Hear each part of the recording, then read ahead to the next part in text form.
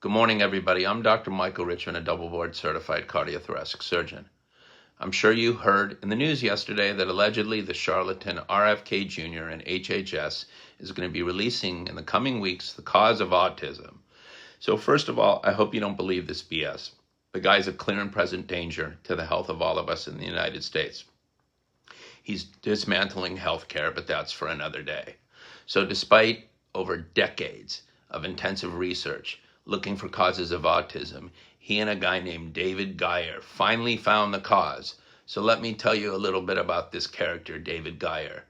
He has directly endangered the lives of children, and he does not belong in a government agency that oversees the health of more than 70 million American children.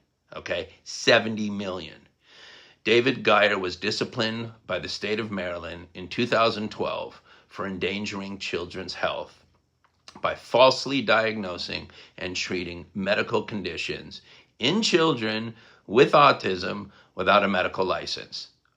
Okay, so now RFK Jr. names him to find the cause of autism. Now on to the big reveal. The rise of autism cases are directly caused by the maternal use of Tylenol during pregnancy. Nonsense. Now let's talk about the real facts. There are none randomized human-controlled trials evaluating whether Tylenol, also known as acetaminophen, use during pregnancy is associated with autism.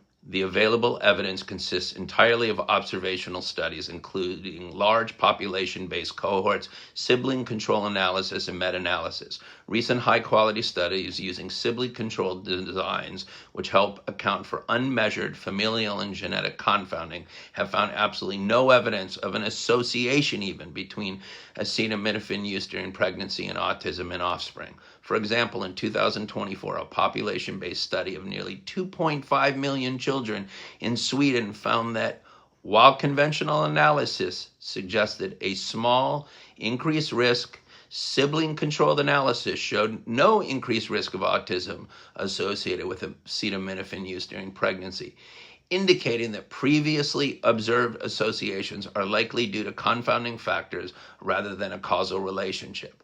Meta-analysis and systematic reviews have reported small association between prenatal acetaminophen exposure and autism spectral disorders, but these findings are limited by observational nature of the data and susceptibility to confounding bias and exposure misclassification. The most important thing that you need to remember is that association does not mean causation. Here's an example. During the summer months, people eat a lot of ice cream. Also, during the summer months, there's an increased number of stabbings and shootings in inner cities throughout America. Now, therefore, eating ice cream is associated with gang stabbings and shootings in the inner city. You can see how nonsensical this is. So the gold standard for research are randomized controlled trials. And as I said, there are none. An observational study is a joke and worthless because in this case, basically you're getting a bunch of people together to do questionnaires. And during pregnancy, if you did an observational study about medication use or food use, and asking a mother what kind of medicines she took or what she ate, do you think anybody remembers? I don't even remember what I had for dinner last night. But what we do know is that there are certain genes that probably predispose to autism, and then there are environmental triggers, okay? So now in summary, there are none randomized human trials demonstrating even an association, forgetting about causation, between Tylenol, acetaminophen use during pregnancy, and autism. And the best available observational evidence does not even support a causal link, okay? So the crappiest studies don't support anything. So with that said, I hope you learned something today. Do not believe the reports when they came out. Sure, we would like to know what the cause or what's associated with autism, okay? But we don't know. And we've been researching it, and we still don't know. And we may never know.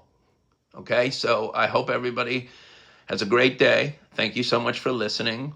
And for more information, you can go to my website at www.paladinmds.com. Thanks.